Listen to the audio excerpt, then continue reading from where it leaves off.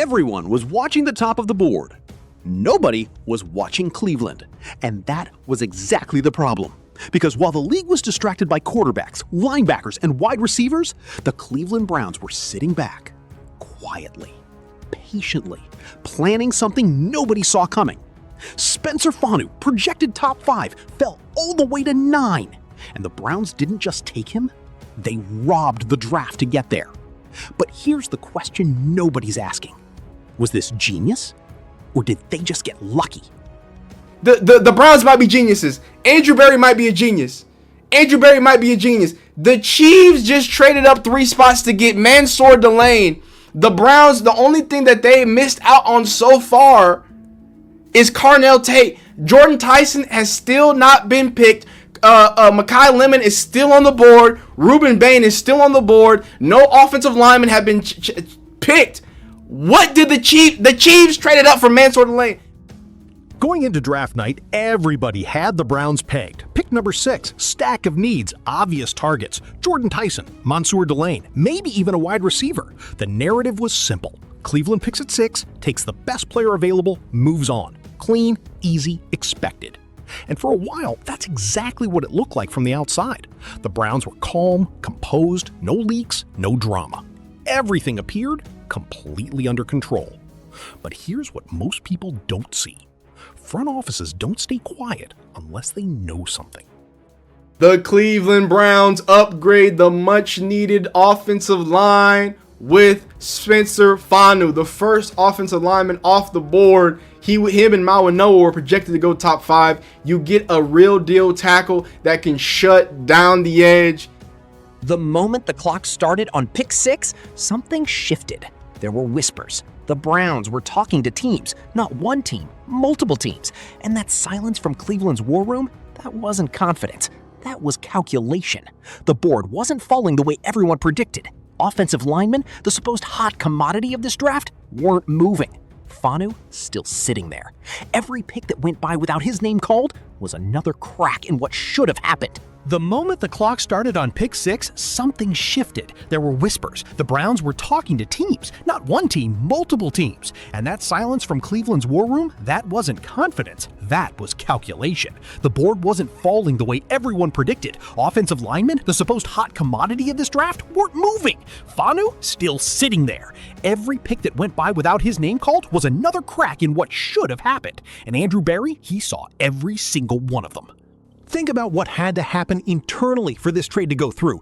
Andrew Berry had to look his entire scouting staff in the eye and say, "We're moving back." No guarantees, no promises that Fanu would still be there, just belief.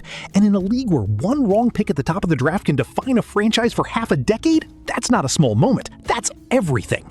The Browns have been a punchline for so long, every bold move carries the weight of every failed bold move before it. You could feel it in the broadcast, the hesitation, the confusion. Wait, the Browns are trading back? Because nobody expected Cleveland to be this unbothered. Here's where it gets interesting. When a team pulls off a move like this, somebody else loses. The teams that wanted Fanu and didn't move now have to live with that. The teams who passed on him at 5, 6, 7, 8 thought they had time. They didn't. And now they're sitting in their war rooms recalculating, scrambling, second-guessing. Because that's what a trade back and still land your guy does to the rest of the league. It doesn't just reward Cleveland, it punishes everyone who hesitated. Now let's zoom out for a second, because this isn't random. Andrew Berry has been building something in Cleveland. Quietly, methodically. Extra 3rd rounder, extra 5th rounder, still getting their guy. This is a front office that has stopped drafting out of desperation and started drafting with leverage. And that shift from reactive to proactive, that's not a one draft story. That's a philosophy change. That's an organization that finally understands what it's doing. Or at least, that's what this pick wants you to believe. Let's break this down simply. Talent. Spencer Fanu is a legitimate top 5 talent. Full stop. Trust. The Browns trusted their board enough to trade back and still land him. That's not luck. That's process. Belief. The real question is whether Cleveland can build on this moment, or whether this becomes another could-have-been story in a city full of them. The triangle doesn't lie. You can have all the talent in the world, but if trust breaks down between the front office, the coaching staff, and the roster, belief evaporates. And right now, Cleveland is operating with all 3 pointed in the right direction. The question is how long that lasts. Can the Browns sustain this momentum? Can Andrew Berry turn one clean draft night into a genuine culture shift? Can Spencer Fanu become the anchor of an offensive line that finally protects a quarterback long enough for Cleveland to matter? Maybe. But here's the truth about rebuilds that nobody wants to say out loud. One good pick doesn't fix a broken history. One good trade doesn't erase years of wrong decisions. Teams don't collapse in one moment. They crack slowly. Then suddenly, everything falls apart. And the reverse is also true. Teams don't rise in one moment either. They build quietly, pick by pick, decision by decision, until one night, nobody's laughing at Cleveland anymore. Is this that night? We don't know yet. But for the first time in a long time, the Browns didn't just make a pick. They made a statement.